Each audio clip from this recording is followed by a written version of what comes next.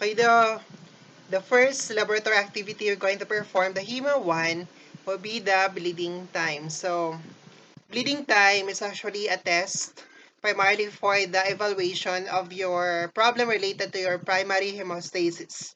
Again, this include here problem related to your blood vessel, and we have also here problem related to our platelets.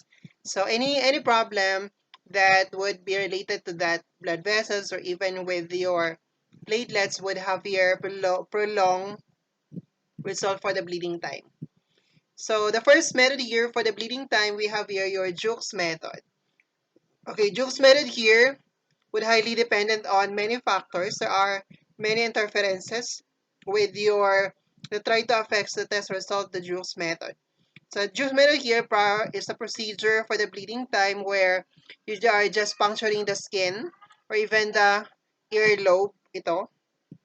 Okay, so the bleeding time for this method is highly dependent on number one, the thickness of the skin. So like, di ba, pag makapal ang skin, so hindi siya agad or madali siyang mag-stop ang bleeding or mahirap i-penetrate. And therefore, mababaw ang tusok natin. Another one would be okay, the depth of the puncture. Okay, the depth of the puncture here, the depth of the puncture would also affect the test result. Like, mababaw ang puncture natin, so we're expecting na mag-stop agad ang bleeding time natin. And therefore, compared with na medyo malalim ang tusok natin. And therefore, because of that, the Juke method here, hindi siya ganun ka-standardized ang method na to for the evaluation of your bleeding time. Not unless you perform the procedure correctly, plus all the other factors like hindi ganun ka gas or kakapal ang skin ng patient natin. So, you might have here an accurate result for this test. Okay, procedure for this one, so just have here, number one, perform here the skin puncture. So, basic procedure for the skin puncture, first, you need to sterilize the skin. So, ideally, we are puncturing the third, okay, the third and the fourth finger. Okay, procedure for that, so just have, okay, you clean the puncture site with your 70% isopropyl alcohol, let it dry, okay, and perform here the skin puncture. Ipiprick mo lang siya, then as soon as the blood appear, okay, you try to wipe off the first drop of the blood. Okay, then try to massage this one and would allow here to form a drop of the blood. Okay, and then, but as soon as the drop of the blood appears, you start the timer. Then every 30 seconds interval, so kukuha ka ng filter paper, itatouch mo lang siya. So like kung ito, okay, kung itong filter paper natin, wala akong okay, like kung itong filter paper natin, so every 30 second, ita-drop mo lang dito. Ita-touch mo dito sa puncture site, then 30 seconds ulit, 30 second, 30 second, until pag-stop ang bleeding ni patient natin. Okay, that become your bleeding time result. Okay, then of course after the bleeding stop, then you need to apply pressure to the puncture site and put bandage. Reporting of the result here, so this is being, okay, your result here should have a 30-second interval. So like 1 minute and 30 seconds, ganun ang reporting. Wala ka dapat na result here na in between. So wala tayong result dito na 15 seconds, 20 seconds, wala, dapat 30 minutes interval, 30 seconds interval. Like 1 minute, 1 minute and 30 seconds, 2 minutes, 2 minutes and 30 seconds. Ganun dapat ang reporting. Wala ka dapat na result na na hindi 30 second interval. Like 20 minutes, 20 seconds, 45 seconds. Dapat walang ganun.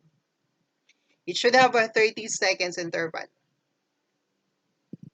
Okay, another method here for the bleeding time, we have here your modified IV method. Your modified IV method here, okay, is being done by applying BP cuff or your pressure cuff at the forearm of the patient. So mag-apply tayo ng pressure cuff dito. Okay, try to inflate your pressure cuff Okay, for at 40 mm Hg na pressure.